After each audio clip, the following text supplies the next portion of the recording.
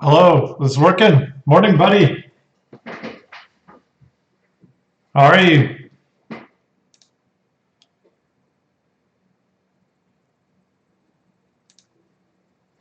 Oh, I'm hearing myself double. Ah, great. Yeah. Yeah, I'm just warming up. What time is it over there?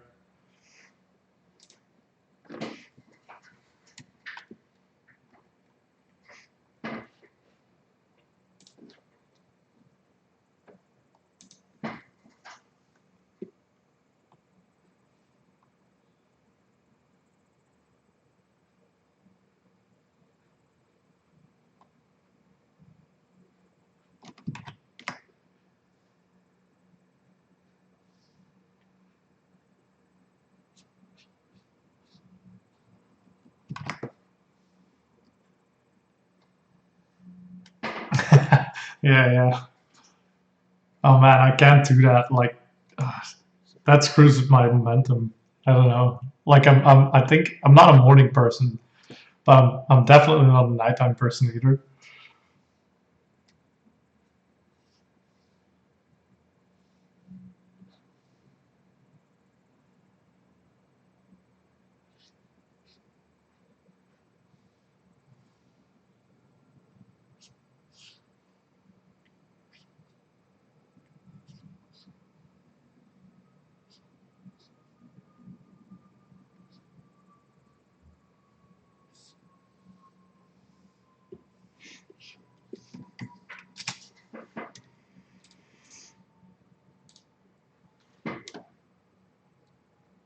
Yeah, I can imagine. How long have you been doing it for?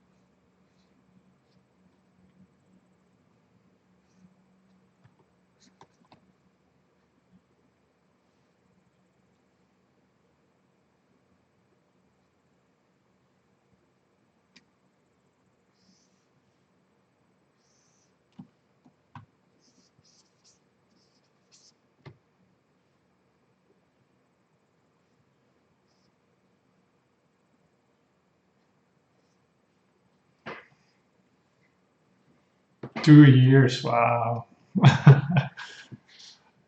That screws with your metabolism, right?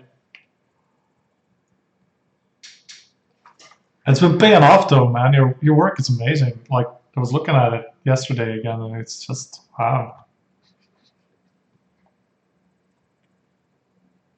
Have you been have you been training art for 2 years or longer?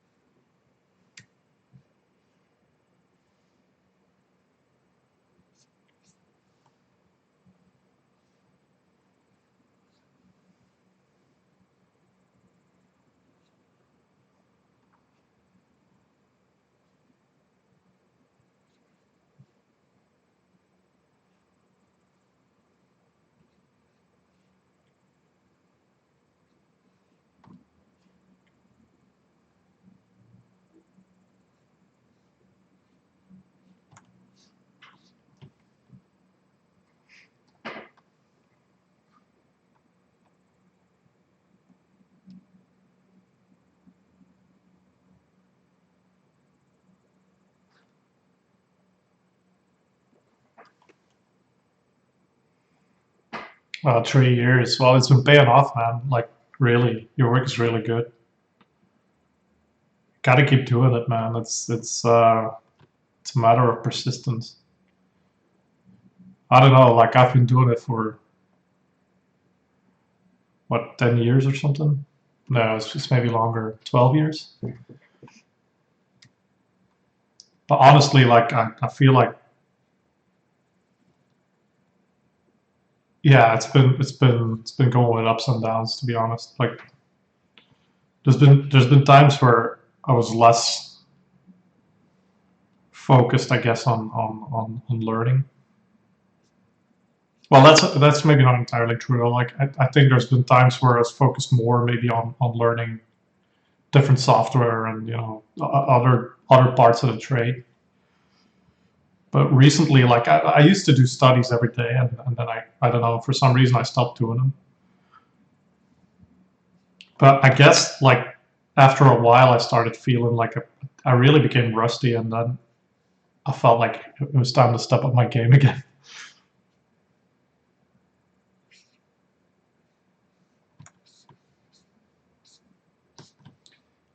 Like, for the longest time, I think I've been relying on, you know, and I guess that's part of, my job as an art director, just to, work with 3D software and, other tools just to get stuff to go quicker. Which, fair enough, like, it really helps me, I think, in my day-to-day job. But there's, like, part of it as well that you kind of, it's like using shortcuts, which are great, I think, if you wanna achieve something very quickly, but kind of it kind of avoids you learning, the actual trade and understanding really what it is that you're creating. Like, these shortcuts are great, I think, for achieving something quickly, but they really don't help you to understand the construction of things. And so, yeah, I recently started doing these again. Like hand study, stuff like that. I feel like I've been really rusty lately.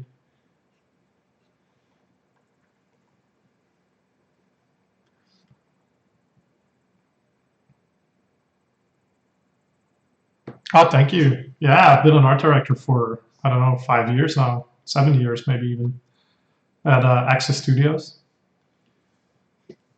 They're a really cool studio. Like, I've been really fortunate to get to work for them.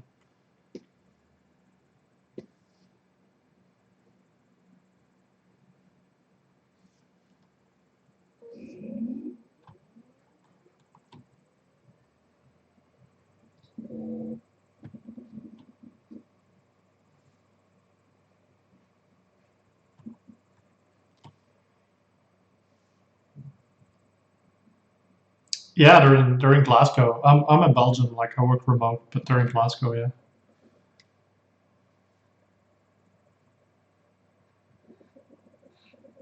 It's actually one of the reasons why I started doing, these studies again. I felt like after a while, you know, I started feeling really uncomfortable just drawing from the hand. Like, just, like, after a while, like I said, I was so reliant on using references, or, like, I felt like whenever I wasn't using references, or whenever I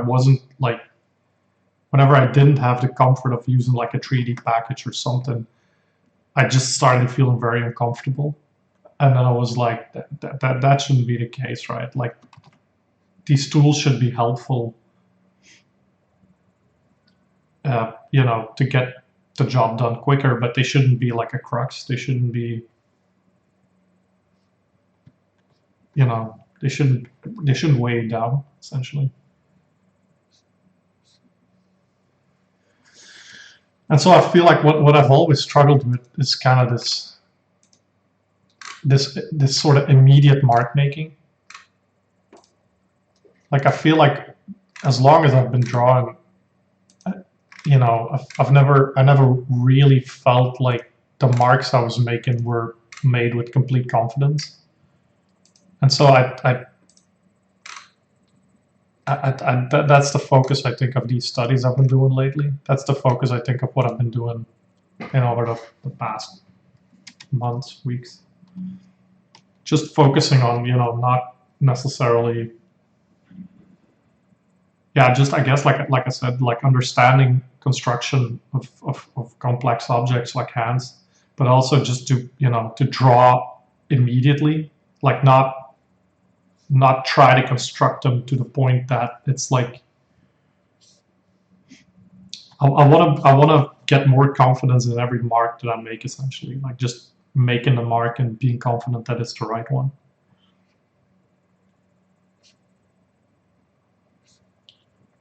And I mean, I won't lie, it's been challenging. Like I've never really been used. Oh, that's the door. Just a sec.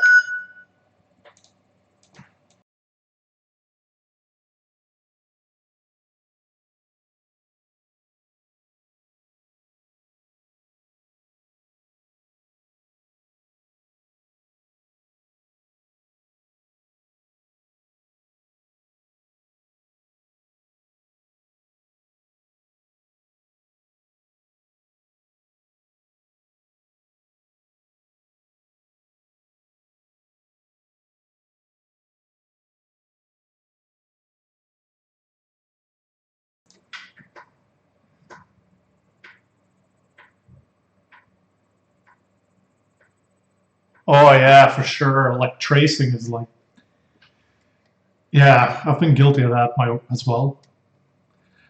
And I feel like to a point I learned a lot by doing that as well. Like it's not completely useless, but it's like, yeah, it kind of stifles your true learning or something, right? Like it's like it's a shortcut, and that just, I don't know, it makes you a bit complacent. And so lately, like I said, I was focusing on just not doing that, right? Like just learning how these things are constructed and then just doing them, hopefully to get better at like imaginative drawing as well.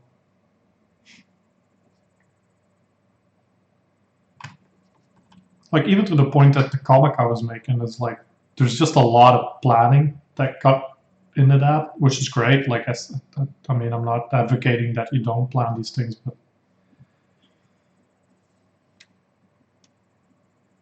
there's something liberating about, not having to rely on different software or like that planning, like just being able to draw something the way you want to draw it without extra material.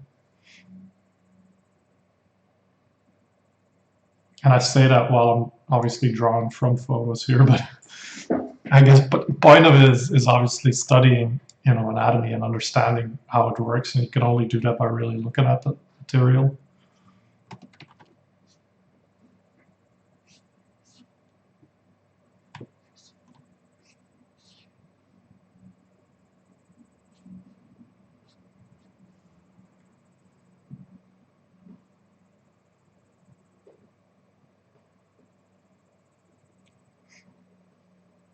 Yeah, for sure. Like, and this is like one of the things. Like, this is like facing my biggest fears, right? Like drawing hands. For years, I've been, just ignoring that part of it. Like, I've always been, I've been one of those artists that just,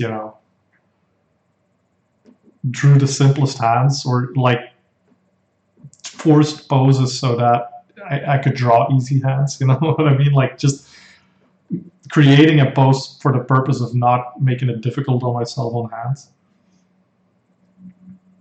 But I mean, it doesn't help you, right? Like it's just hiding from something that ultimately you are gonna have to learn anyway. So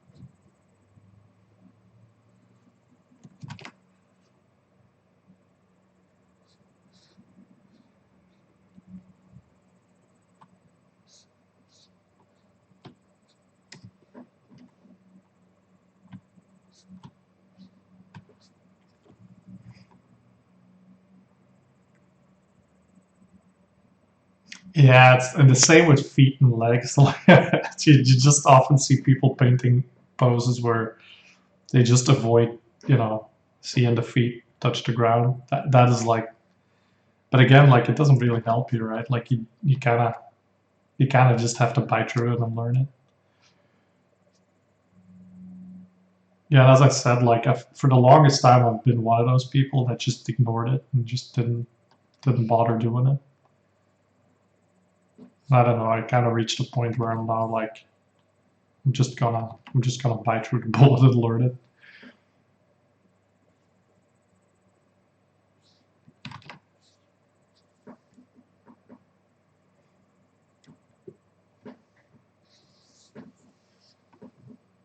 I think what's making it easier for me lately is that I don't know, like I just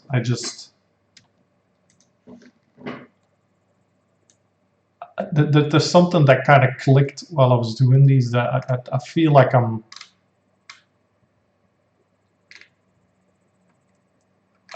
know how to say it, but I feel like I'm enjoying these more than I used to. And maybe that's because yeah, I'm obviously enjoying it more, but it's like maybe that is what keeps me going. The fact that I'm just enjoying the process of creating these, like even if they're not. I think that is a big part of one of the reasons I started doing these streams as well. Like I used to be very much into my own headspace and just every painting I was doing was like meant to be the next best thing and like something that was meant to feature in my portfolio and meant to shine in on ArtStation or whatever. And I don't know, like after a while it just became very exhausting. I felt like I wasn't doing anything anymore just for you know the pure enjoyment of like making simple marks on a paper.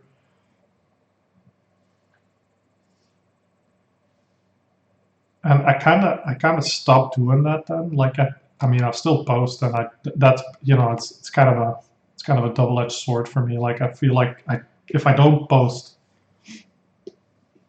it makes me more shy.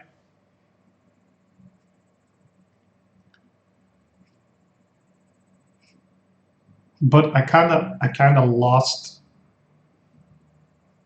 this idea a little bit of creating something purely for other people and just doing these things because I enjoy them.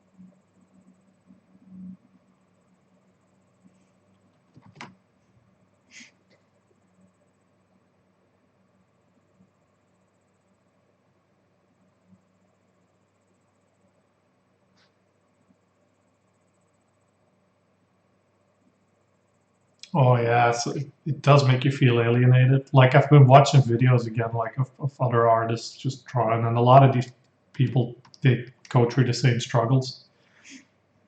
It's becoming even harder, It's like the Instagram days where everyone's just posting on Instagram, and it gives the wrong impression that people are,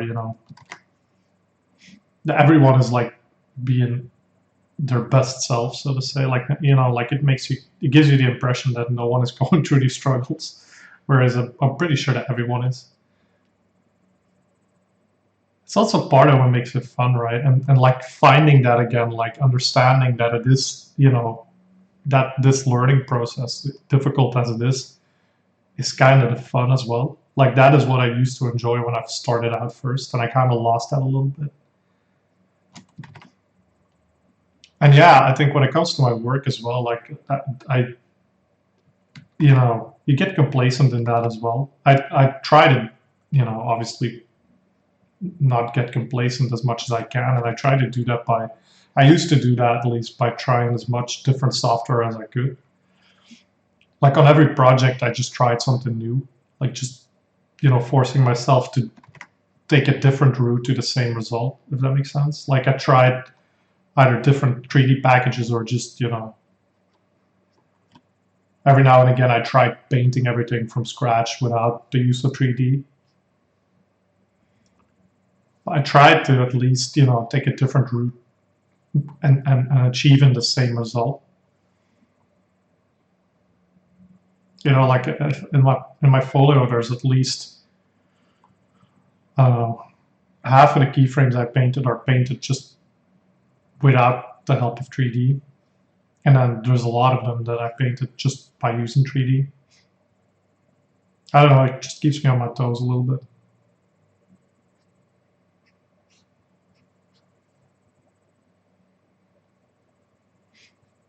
But it's almost like I'm advocating against using 3D or anything. It's just not the case. Like I feel like now that I'm coming back to doing these studies, I do feel like I have a better understanding of what the hell is going on in terms of, it's almost to the point that I can see this hand that I'm drawing in my mind's eye in like a Blender viewport or something. Like I understand better how the shapes connect and how they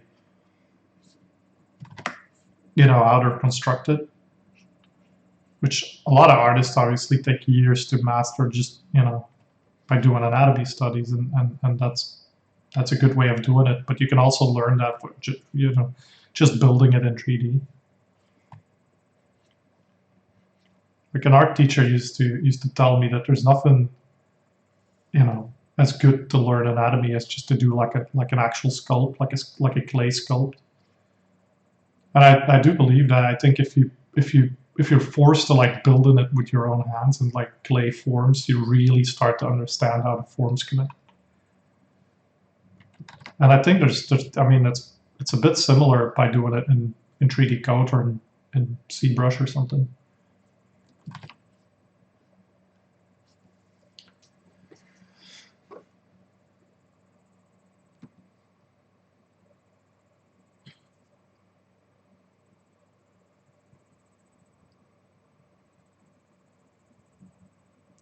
Oh yeah, it's one of the things I learned from I think from Jesper Ising very early on in my career is that it's like something that just never goes away. Like there's never a point I think where you stop having that feeling of not having to learn anymore. Like I feel like I don't want to say I feel like an amateur every day, but I do feel like a student every day, if that makes sense. Like I never really feel like I've made it and now I don't have to learn anymore. You know what I mean? Like it's not. I feel more and more comfortable with my skills every day. That is it. That is for sure. But I never really feel like I'm done.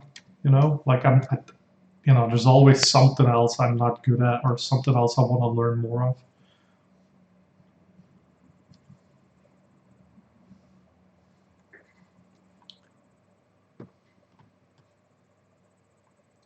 Yeah, observation. Yeah, that's a really important skill to have as well. It's something, if I'm completely honest, that I feel like I've been neglecting a little bit as well over the years. It's only recently, like I really did like an introspective, I think, on myself you know, just to really evaluate and give like an honest look at like, okay, as an artist, where am I good at, where am I not good at? And like that was one of the things on my list that I felt like where I was lacking. Observation, it's not that I'm bad at observing, but it's like I've, I think, and again, by using 3D and relying on, like, it's less, how do I say, like when it comes to, for instance, perspective, right? I used to be very good at perspective. I don't think I've lost those skills. I think in fact, I think I've improved them over the years, but I think I could have improved them faster and better and solidified them more in my mind if I wasn't so reliant on using 3D to establish them. it's a double conversation, right? Like, I also feel like there's no point in doing like this really elaborate perspective grids with a ruler on a paper. Like, I feel like you don't really gain anything from doing that. But at the same time, it does force you to really learn what the hell is going on behind the curtain.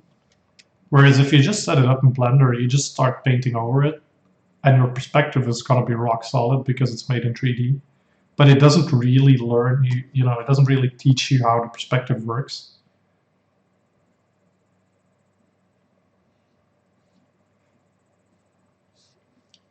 That being said, though, like, I feel like, you know, I saw a video recently of an artist that was saying, like, you get like there's if you start when I started out, right, like, I did these really complicated illustrations, or tried to do these really complicated illustrations, with multiple characters, an environment, with a lot of stuff going on, and then it's just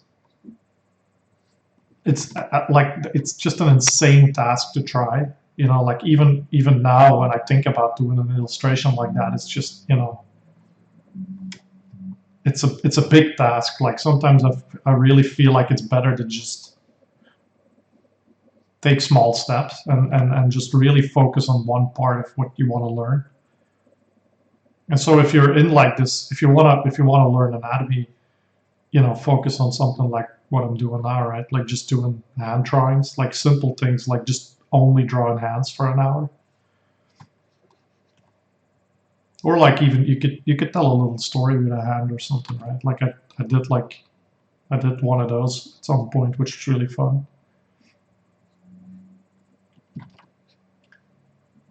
But the point is, like, you don't want to complicate this by immediately putting on a glove on the hand and then adding lighting into the mix.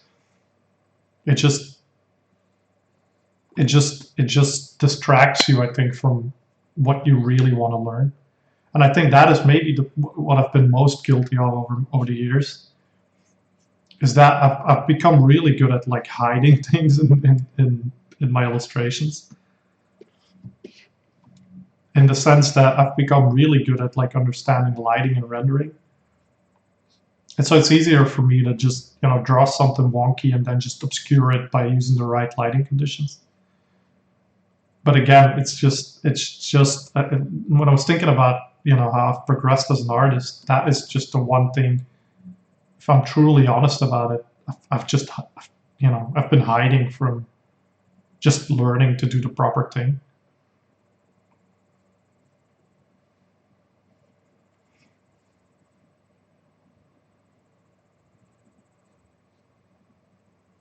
But again, like, it's not about them. That doesn't make rendering and lighting any less important, right? Like, in my career, that has been very important. It's one of the most important skills, I think, that you know maybe not made me invaluable on projects, but at least made me very useful on certain projects. Just being able to do that.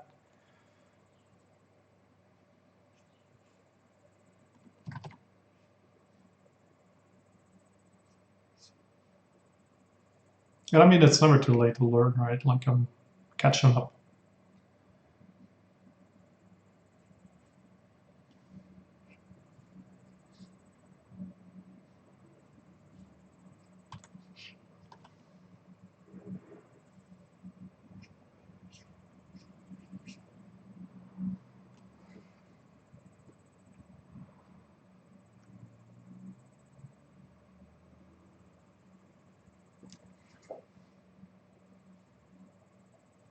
So what about you? What are you focusing on most now?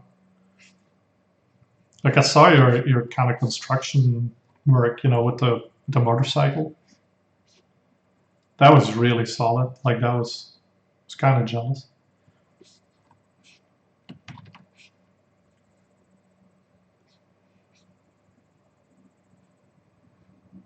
It comes at the right time as well. Like, it's the kind of stuff that at the moment I'm trying to improve on.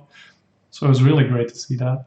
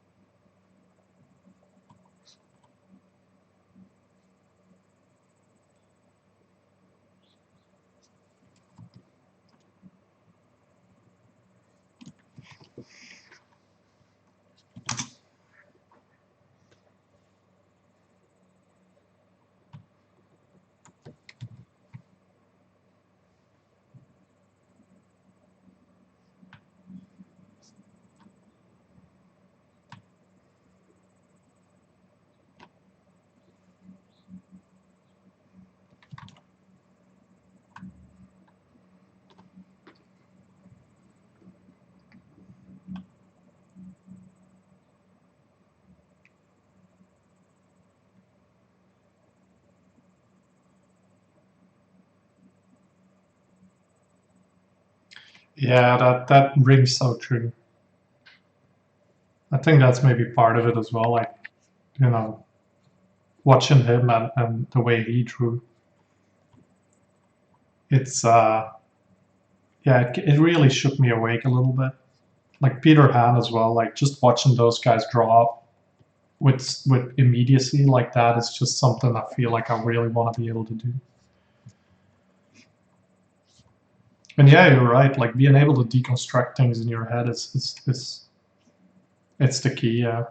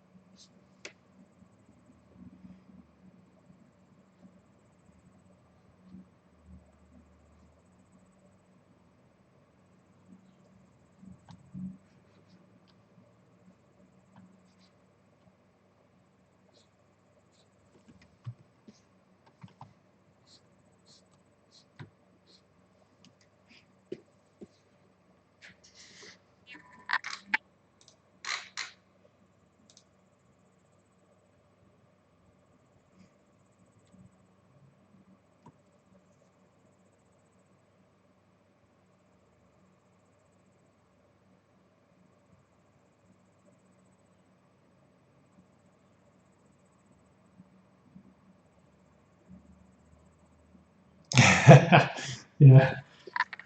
Grab a pencil, man, and join in. No, but you're right. Yeah. Like I feel like what I've maybe enjoyed most about these drawings that I've been doing lately is that I yeah, there's just something very relaxing I think about drawing, without without all that extra mind clutter. I used to really need to think about everything I was doing, whereas now I feel like I can relax in this mark making, which is not me saying obviously that I'm not thinking about what I'm doing, but it's more to the point that I feel like yeah, what you're saying about observing definitely rings true. Like it starts to become second nature a little bit, and I'm feeling that happen, which is a great feeling. It's like something I've never,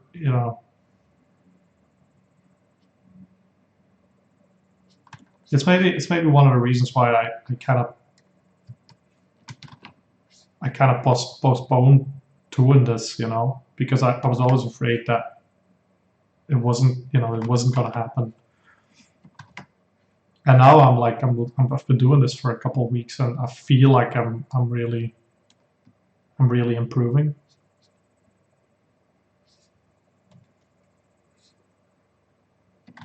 Which is kind of it's a strange feeling because, like I said, I've been doing this for 12 years, and it's not that I've never been able to make a decent drawing, but it's more to the point that now I feel like what I'm doing is more deliberate. There's more intent behind it. There's more, I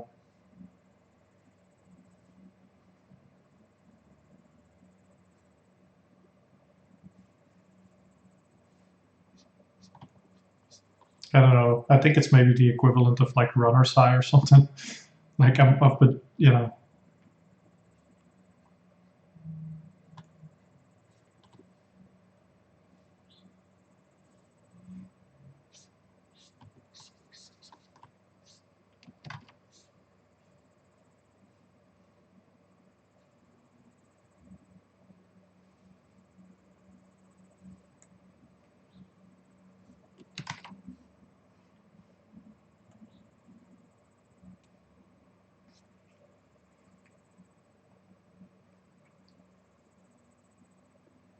yeah, totally. It's been, I don't know. I was kind of stuck in a rut for a while as well, and this is really helping me to get out of that.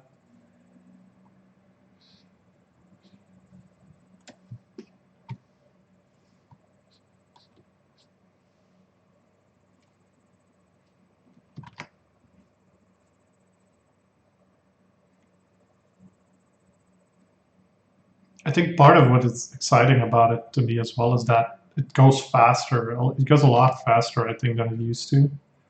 Like drawing a hand for me was like really painful. It used to be really painful. Like I really had to construct everything, you know, with cylinders and boxes and whatnot, which is still great, I think, to do. But it's like I'm now that I understand it a little bit better, I feel comfortable just drawing these things with that immediacy.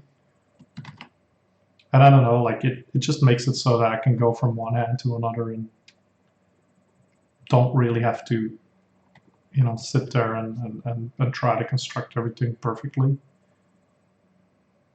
I mean, that sounds bad, but what I mean is, I guess there's like what they always say, right? Like, with experience comes speed, and that speed is kind of coming, and I feel it coming. Like, I feel like I'm getting faster and better, and that makes it really fun. Like, it makes it, I don't know, like feeling like you're improving on something is obviously very fun. From what I hear, it's the best way to avoid burnout as well, which I think, I might have been headed for if I wasn't started, if I hadn't started these studies.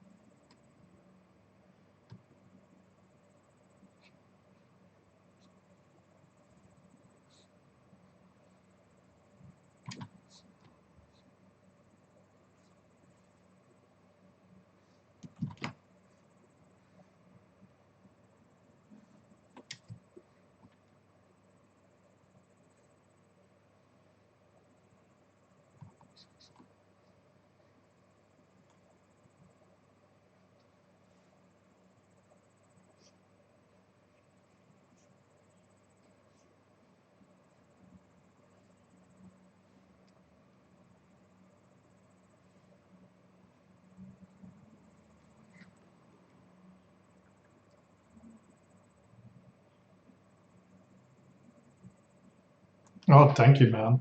Like, I still feel like I'm a hack a little bit. Like, I don't, you know what I mean? Like, I don't really trust my own judgment anymore. I think I've been, I'm very, how do you say, susceptible to, imposter syndrome. For a long while, I really felt like I was just an imposter in this field.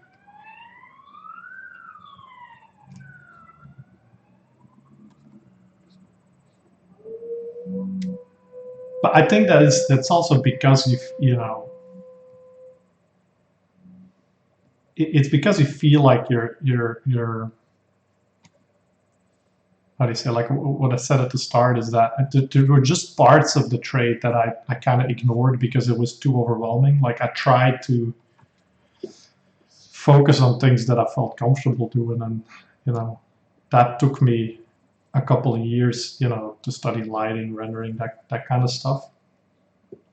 But there's always part of the trade that you kind of not necessarily ignore, but you can't focus on everything at the same time, right? And that makes you feel like you're an imposter, right? Because you see all these other people that do master skills in every area.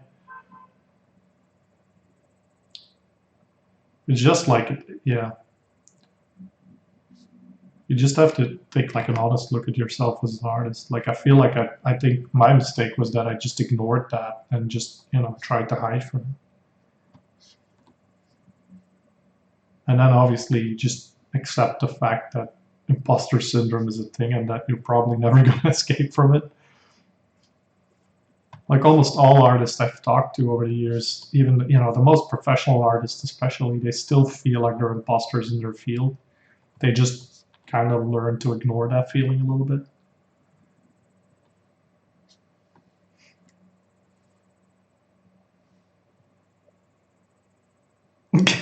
I would consider you a beginner, man. Like you're really progressing. It's great to see.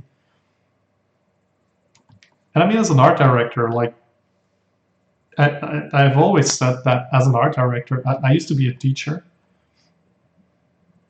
and I feel like art directing is almost more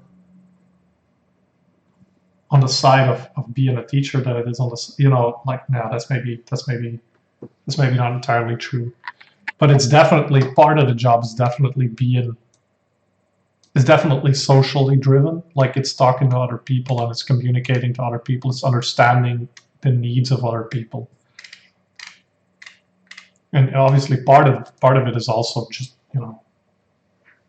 the most immediate part of it is the design part, right? Like, you're asked to design certain things. But you're not doing that alone, right? Like, you're doing that with an entire team. I feel like the difference is that instead of, you being a sole artist, it's that you're working with other people in a team. And then understanding what it is those other people need, like, be it in other departments or even like the concept artists that I work with. It's about understanding what it is maybe that they're not understanding, or something that you're explaining that is maybe not ringing any bells with certain people. And to a degree, like, that really just catered to my skills as a teacher. Like, I felt, teaching middle grade just really forces you to understand how the minds of young people work, and that doesn't really change when you become an adult. Like, we're still the same people that we were when we were 13, 14. Like, we're still afraid of asking questions and, that kind of stuff. And it's about seeing, and understand, you kind of get like a sixth sense for that.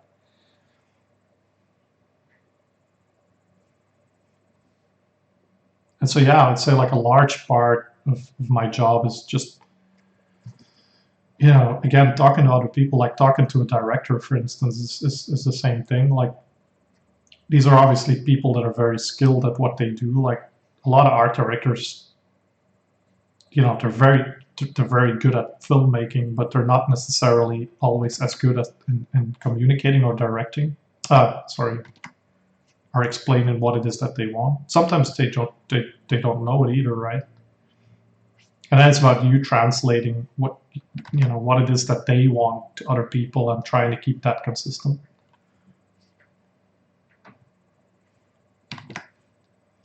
So, yeah, I would say like a large part of it is, it's not necessarily only the visual, which is obviously the thing that you see, but to a degree, it's also, again, communicating to people and just.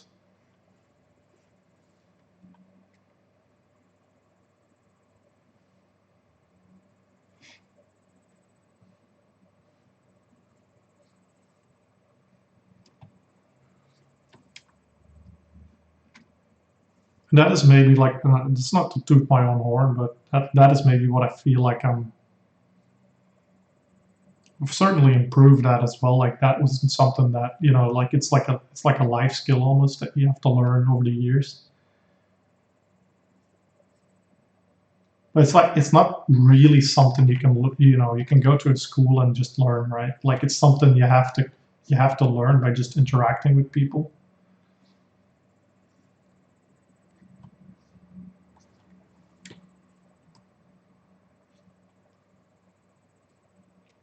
Which is kind of weird me saying that, because I do feel like I'm an introvert.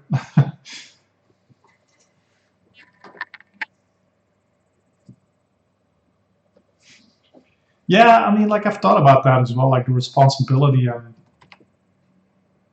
and kind of, weirdly, it's never really affected me in the way that, obviously, I do feel like I'm responsible. You know, these projects sometimes cost a lot of money, but it's never been a point where I feel like that paralyzed me.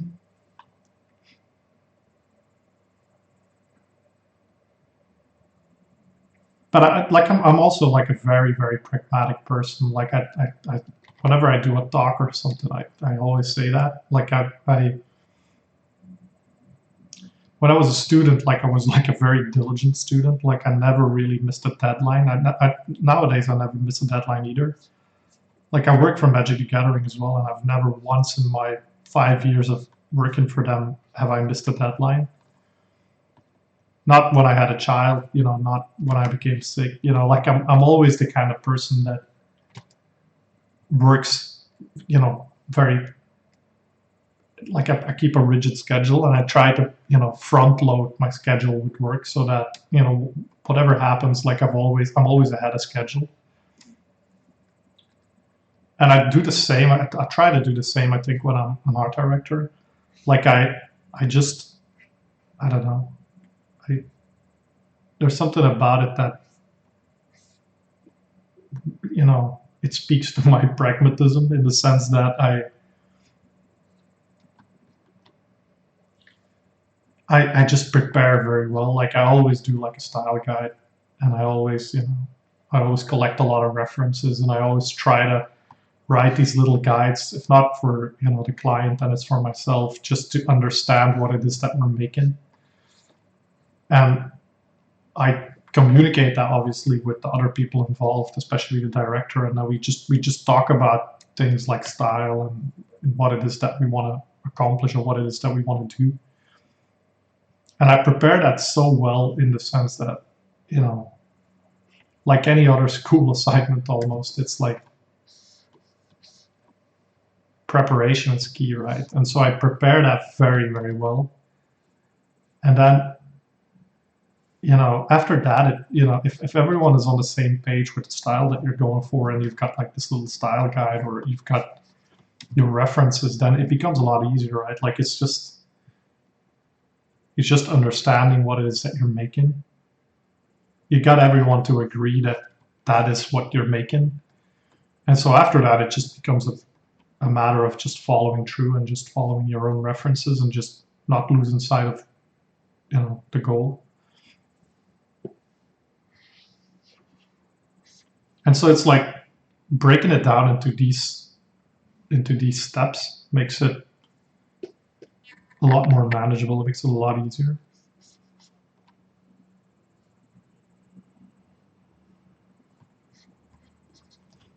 And what I used to do was then halfway through, I started doubting myself. And, did we make the right decisions? And that is probably the trap that I want to warn the most people for. Is you don't have to do that. You just have to be confident that your decisions are the right ones.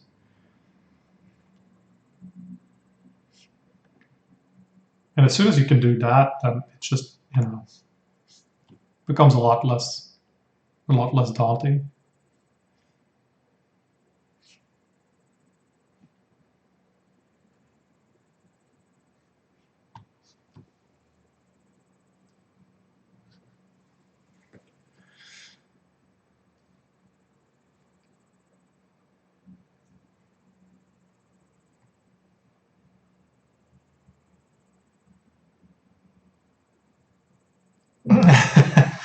It is exciting. Like I won't lie. Like yeah,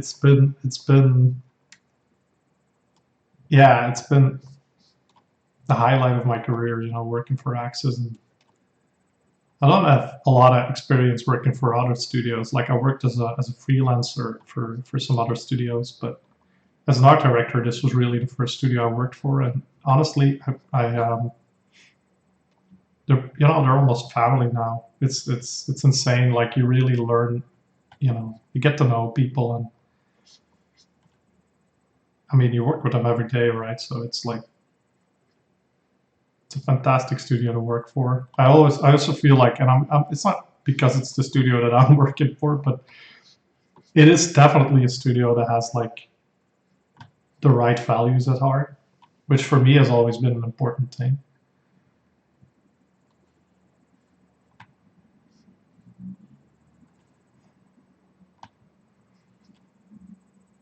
They're very open, and they're very transparent, and they're very welcoming to all sorts of people, and it's just great to be part of that. Like this atmosphere of acceptance, and you can be who you want to be, and that's just very, I don't know, in this day and age it's very rare. to have that, to genuinely have that. I know that a lot of businesses and studios kind of preach that they are, but under the hood, it's really not the case everywhere. But I can vouch for Axis that it is. Like and that's been great. Like that alone has been.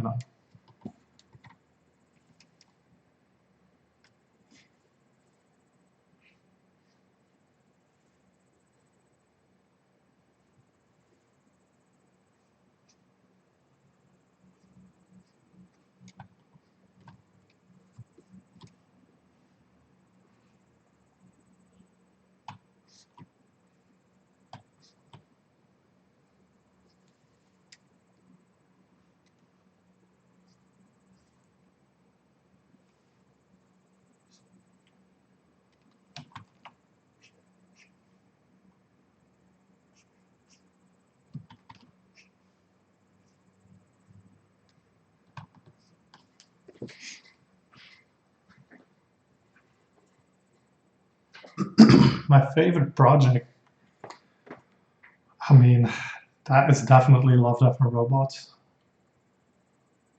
It's I had the pleasure of art directing 3 episodes for that actually, which was just, I mean, it's the highlight of my career, honestly.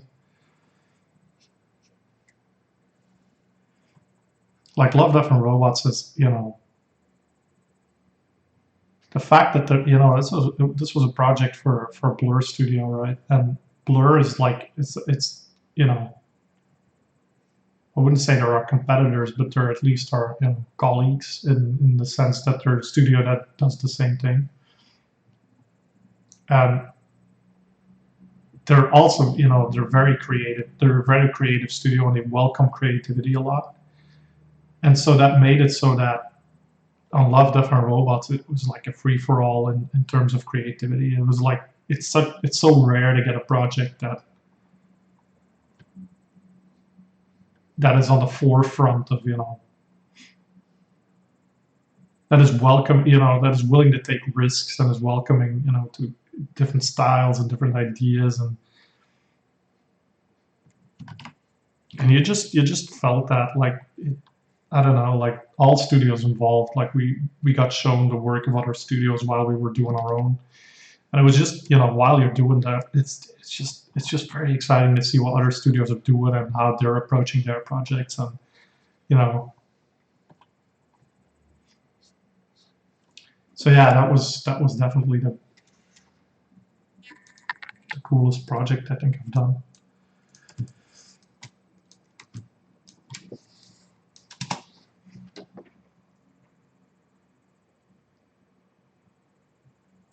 Yeah, that was so awesome. Like I still can't believe that I got to do that.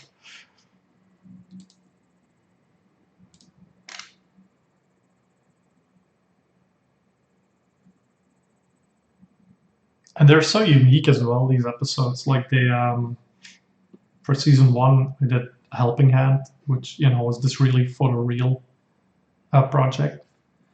And then for episode two, as for sorry, for season two it was the Tall Grass, which was really painterly in style. And then for season three it was Mason's Rats, which was this kind of weird hybrid between stylized characters and photoreal textures and photoreal lighting.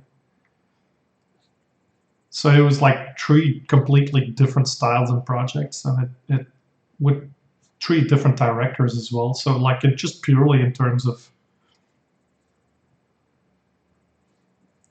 understanding the different styles, and like for me it was a really good learning experience as well.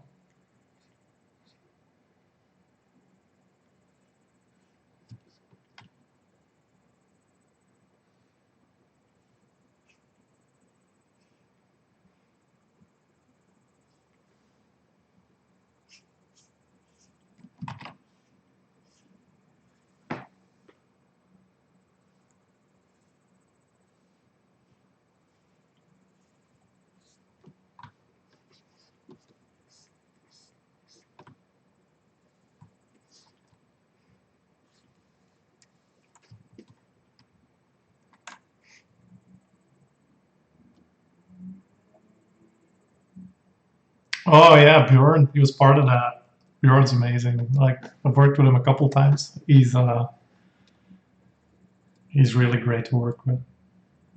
His work is phenomenal as well. Like his latest pieces, his Abominations book, I think it was called. He's a really great guy as well. Like he's super friendly. Like just a stand-up guy. It's great. I mean, that's an underlooked part, I think, as well of this industry. Like often people think it's about how good they are at art, and that is the end all be all of things. But I read somewhere, like I think I'm not sure who said it, but there's like this kind of diagram that says that you know there's like this kind of threefold or like this triangle. With on the one end there's like how much you cost, on the other hand there's the quality of your work, and then on the other side of the triangle there's how nice you are to interact with. And it's like this kind of big two of them. Like you will never get a job if you can only manage one. Like you can have the best work in the world, but if you're very expensive and not nice to work with, I can guarantee you that you won't find work.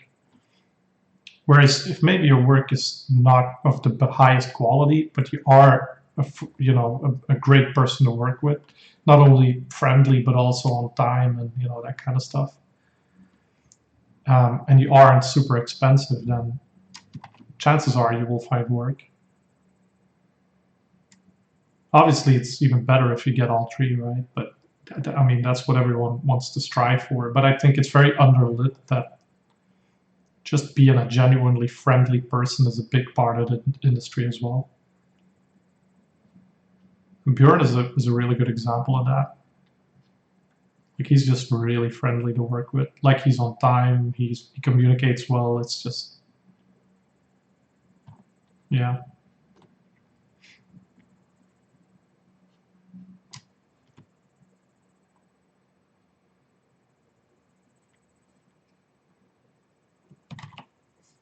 And he's the same. I mean, if you meet him in person on like a festival or something, like he's just you immediately get this vibe of him that he's just friendly and welcoming.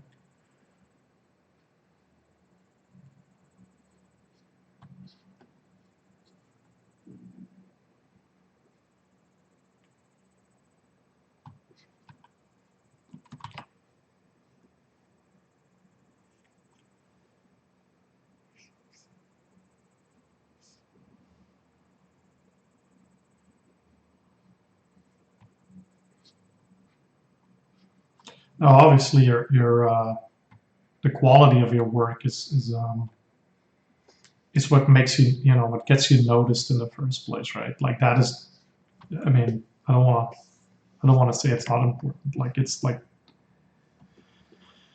it's almost like the Tinder of the art world, right? Like you just swipe right when you see good work. That's kind of how it works. Like if you don't see good work, you rarely click further, which is I don't know how I feel about that, but it's definitely how it works, right? Like that's just the nature of it. But it's very rare for us, I think, as a studio, and for me myself as an art director as well. It's very rare for me to, you know, I'm not even sure if it ever happened that I let someone go or advised to let someone go purely based on the quality of their work. What almost definitely happened is that, people were let go just because they were bad at communicating, they weren't on time with their work.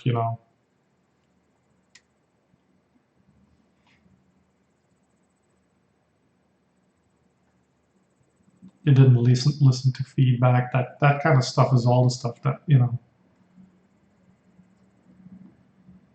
And I mean, it speaks for itself, right? Like it's like he shouldn't be, it shouldn't be too difficult. You don't need like a master class in like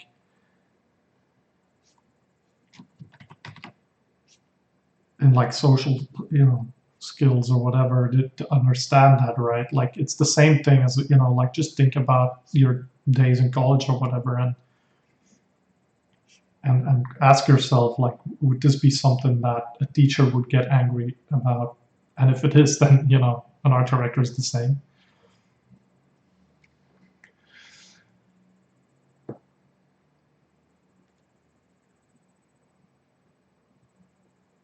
Yeah, it's true. It's true. Like I'm not complaining. Like we do have a very open and genuine industry. Still though, like it's kind of strange. Like everyone pretends online to be this kind of stand-up nice guy. I'm not saying that the reality is any different, but there's definitely a disconnect between, I think, what you see online and what is actually happening in real life. Like that was like one of the things that astounded me when I started in this job. That there's so many artists that are unreliable.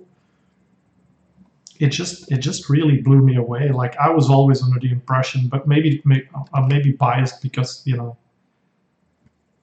I'm such a stickler for deadlines and stuff like that myself. But it blew me away how unreliable certain artists are, even to the point that it's become a little bit of a joke, or not necessarily a joke, but it's become a little bit of a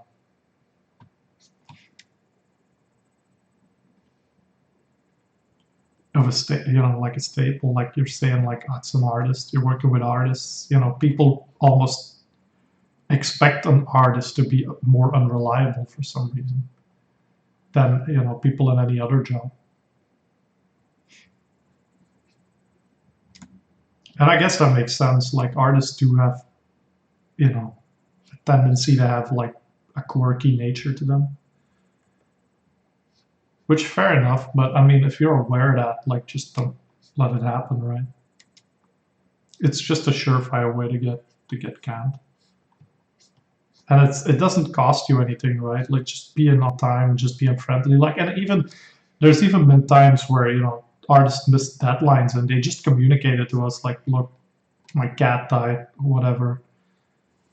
And then that's all fine, right? Like if you're just transparent and you're just clear, like, look, this is gonna take me a day extra because X and Y.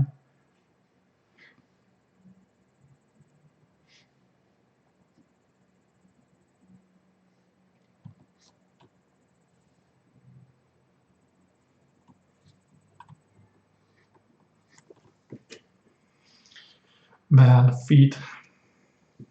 Kind of ignored those two for a while.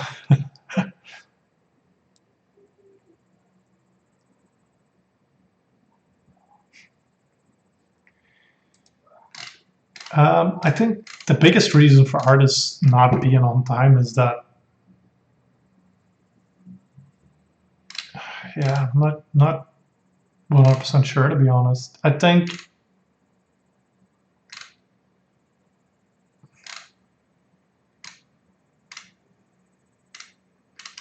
maybe that's just me being biased or something, but I have a feeling that it happens more with the A-level artists, like the rock stars.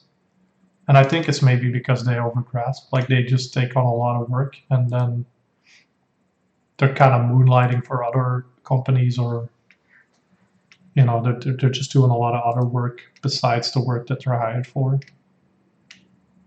Which, I mean, fair enough. Like you know, we've never been asking for exclusivity as far as I'm aware. So like, it's you're the boss of your own agenda. But obviously, if you try to do 20 hours of work each day, then yeah, something's got to give, right?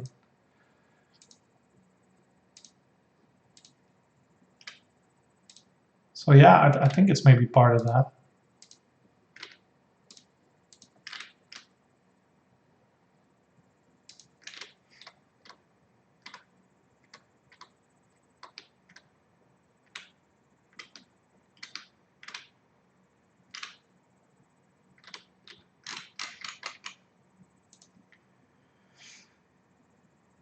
I think for junior artists, they're usually not, too bad when it comes to being on time to work. But you do find that you kind of have to force them out of their shell a little bit sometimes, in the sense that they have a tendency to be very shy about sharing work. For I think the reason that you're saying there is that they're just they want to perfect things before they send it. Like they want to make a very good first impression, which I can completely, I can relate to a lot. Like I'm kind of the same.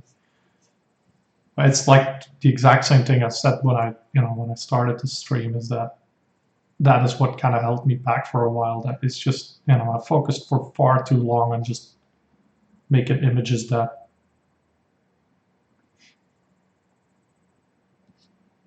you know, have to dazzle and have to, whereas in our industry, it's just about speed and iteration, right?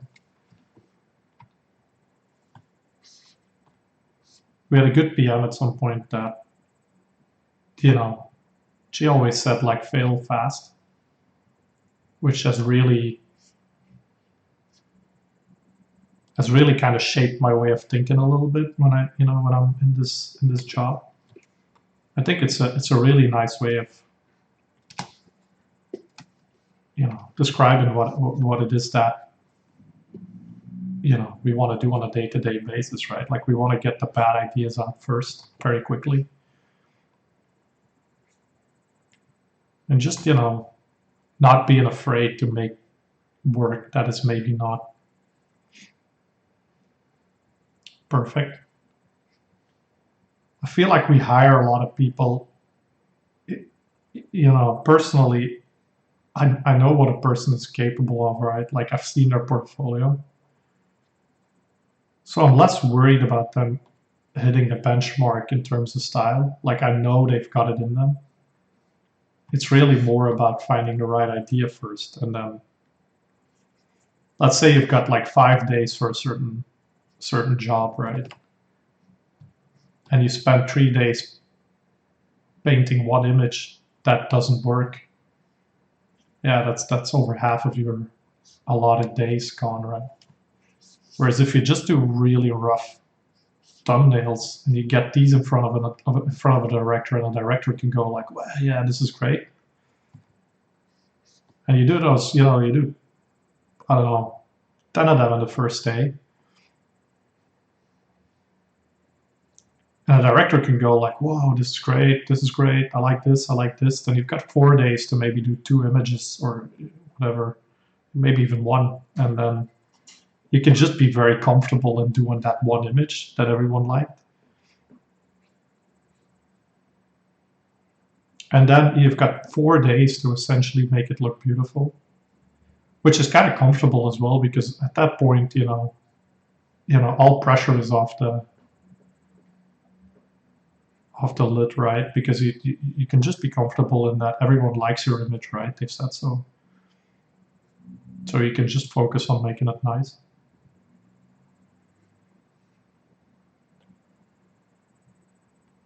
It's something I try to do myself as well. Like I try as much as I can, even for my work on Magic, just to do very quick sketches and thumbnails very early on.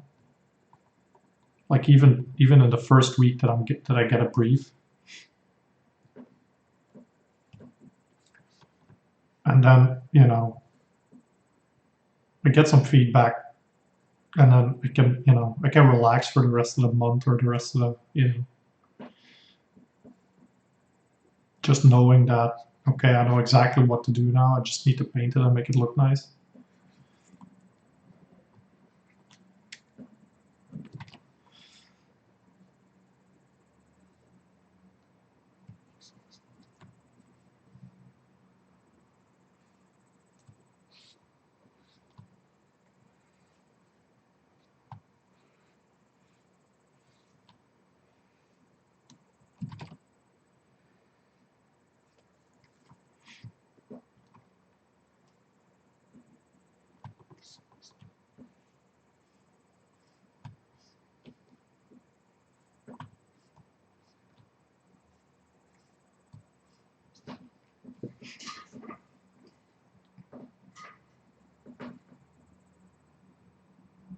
Yeah, you're welcome. Like it's something I don't know.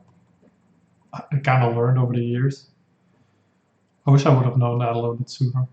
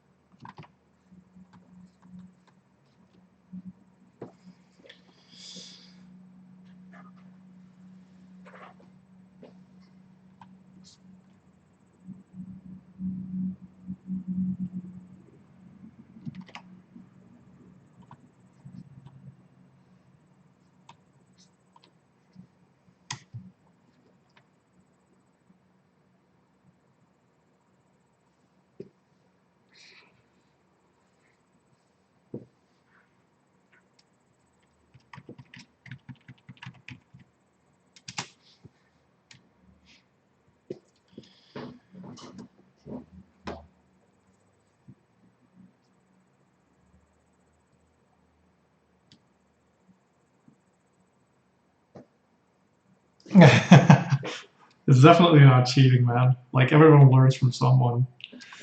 I recently heard someone else say that as well. Like you gotta learn from someone as well, right? Otherwise, we'll all be making cave drawings again, right? Like there's the benefit of just being there's just a lot of information out there, and I think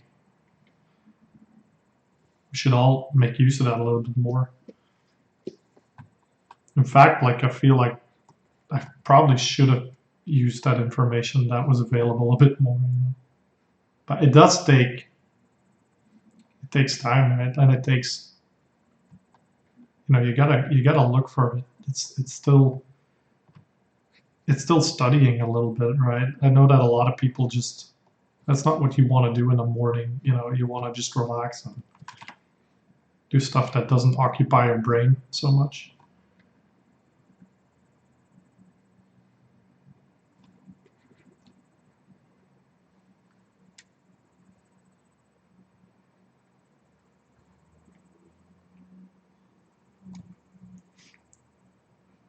In fact, I think like half my job I learned from watching other art directors the way that they work.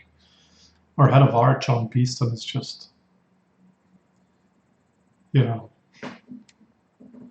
he's one of the most genuine people I know. Like he's a really really great guy to the point that he most definitely feels like family at Axis. Like he's like I can go to him with I don't know there aren't any problems. I don't think I can knock on his door with. And that's a really great feeling to have, like just to know that someone there has your back and they look out for you. And just in how I work as a art director, he helped me out a lot with that. He learned me a lot.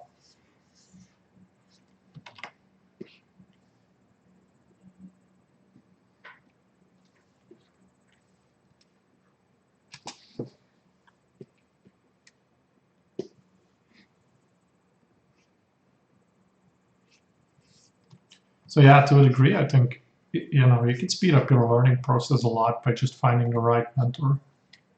The difficulty is that it's just when you're just starting out, it's really hard to know who's got the right info. Like it's only by doing it and by really, submersing yourself in this industry that you start learning the ins and outs, and then it's only at that point that you can really evaluate who's got the right info, right? I've been lucky enough, I think, to have a person like John, where he's just an all around gentleman guy, and he truly has the best intentions.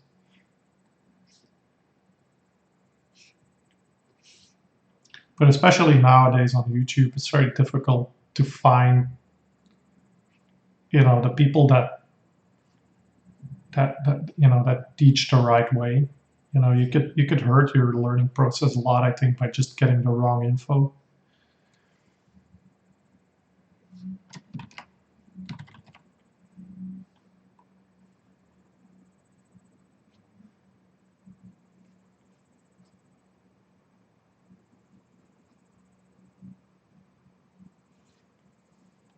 Plus, and I mean, I feel like an old man saying this, but it's like everything is so flashy nowadays, right? So it's really hard to kind of look through that. And I mean, I've studied graphic design for a while as well, or maybe not graphic design, but like it was a large part, I think, of university where I went to, and I'm a sucker for stuff that's well designed. But it's also like a little bit of a crux because sometimes, when I'm looking at like a YouTube channel that's well designed, I'm, subconsciously thinking that the content they're providing is also of that quality, and that is not always the case. That's like people like Kim Young Gi and Peter Han, those sorts of people. That they're the people with the right knowledge. I did a course in like it was like a 1 week sort of master class in animal drawing with Joe Weatherly in the zoo here in Belgium, which was incredible. Like it was just live drawing animals in the zoo with him, and he's also one of those people that just he's a master of his craft, and he's a great educator as well, and like just learning from him directly, it just made all the difference. Like he just had the right knowledge, he explained it the right way, and it just sped up everything, right? Whereas you can look up animal drawing videos on YouTube, and there's gonna be a million, but not all of them have that same, mastery of how they deconstruct skeletons and they deconstruct like animal groups.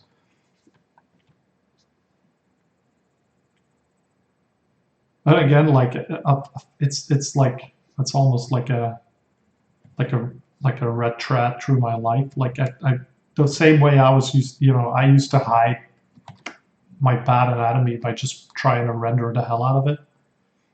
That's what's happening on YouTube as well a little bit, and on Instagram and everywhere. Like people just it's the equivalent of adding lens flares to everything, right? Like you just obscure your bad drawing.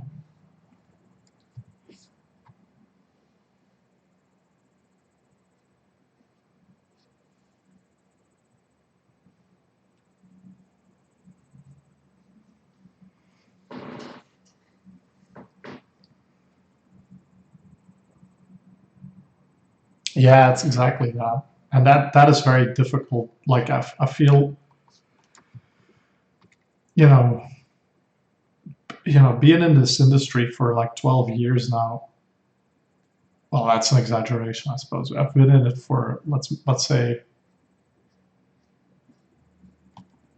I don't know up to 8 years, and then being a student for about 4 years. That kind of I feel like I've got this bullshit radar now where I can more easily see through.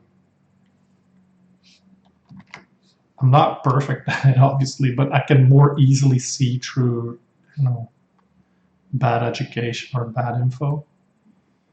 And after a while, you just get your regular,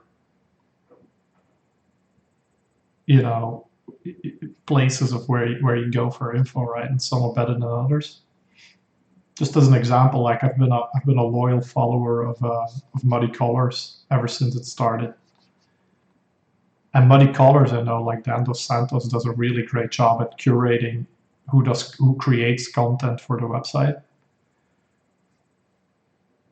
And it's incredible the kind of people that just write articles for it.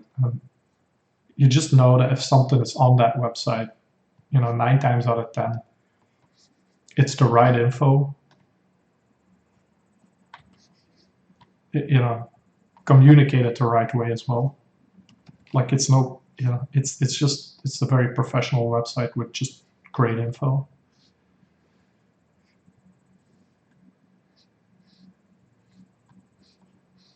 So yeah, I would definitely recommend Muddy Colors if you don't know it already.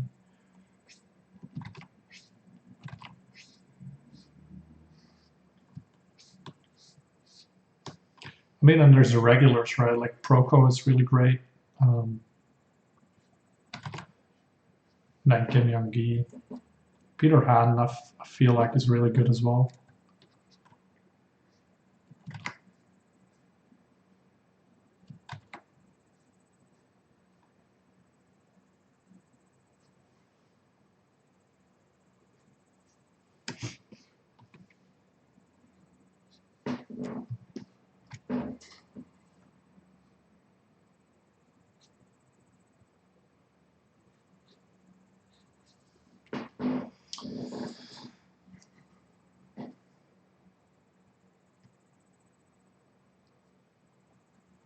Muddy Colors is a blog. You should Google it. It's yeah, like I said, it's like a blog run by Dan Dos Santos.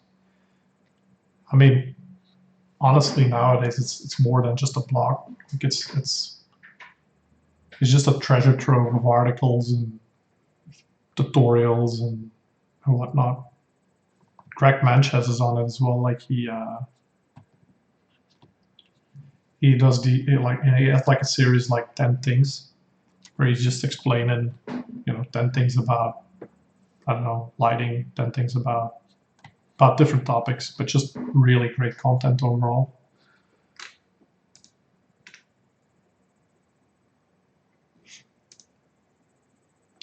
And it's like it's got a heavy focus on like academic stuff, which, I mean, you can never have enough of academic, like an academic sort of under academic foundations.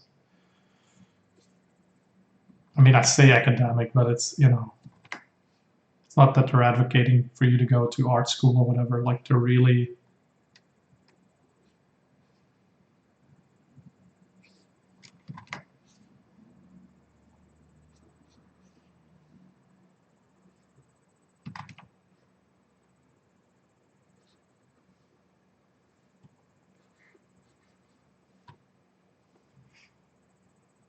and I used to like, this was like way back, but at some point I won this. Well, I had second place actually, but I had second place in this contest on DeviantArt, and that was for a course. Like I could pick like any course on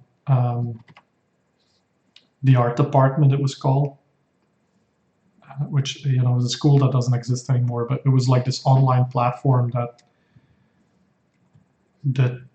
courses in various subjects. And one of the subjects was digital and traditional media,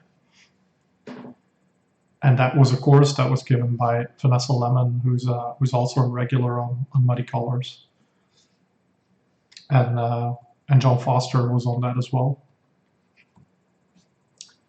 And that was like really eye-opening for me. Like so the idea behind the course was to kind of focus on traditional art in the first 6 weeks, and then after that it became digital art, but with that same focus of traditional art kind of pulled through. So we created like brushes from traditional media, for instance, in the first half, and then we used those brushes to create an image in the second part. And that sort of underlying philosophy of that,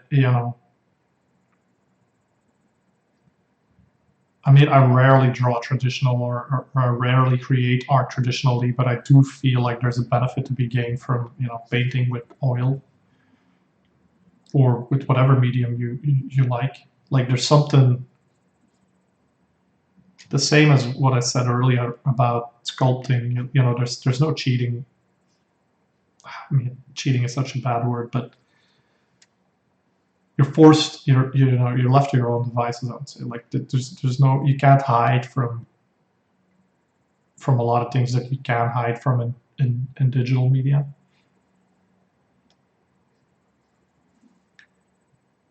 And that course kind of really shook me awake on that a little bit.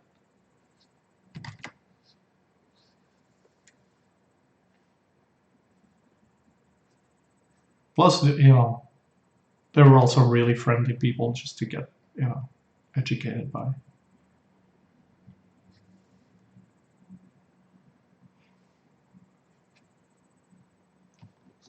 And then, yeah, like I said, somehow I kind of lost track of that a little bit again.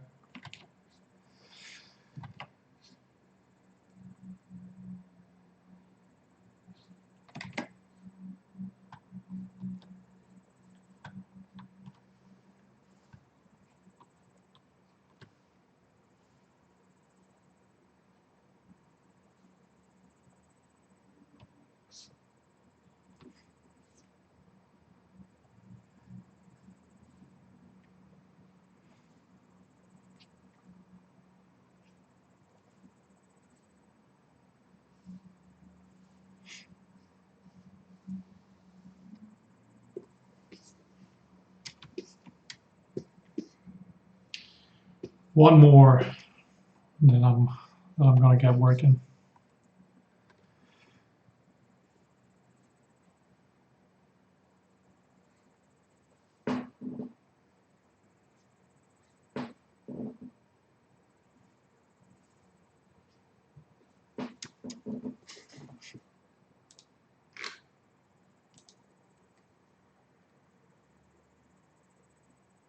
Oh yeah, of course, man. Thanks a lot for being here. It's been great having you. It's uh, it's nice. It's still quiet, like on the Discord and obviously here on Twitch, but yeah, I'm enjoying it a lot. So I appreciate you coming along.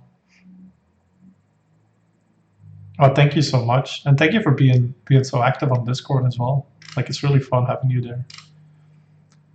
Like I said, like these things take time. I hope that some more people join in after a while, but yeah, it's been a fun so far. Yeah, for sure.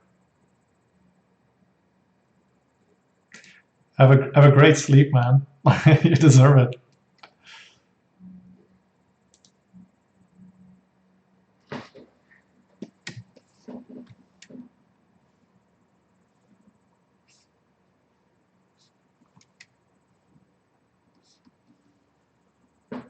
You too, man.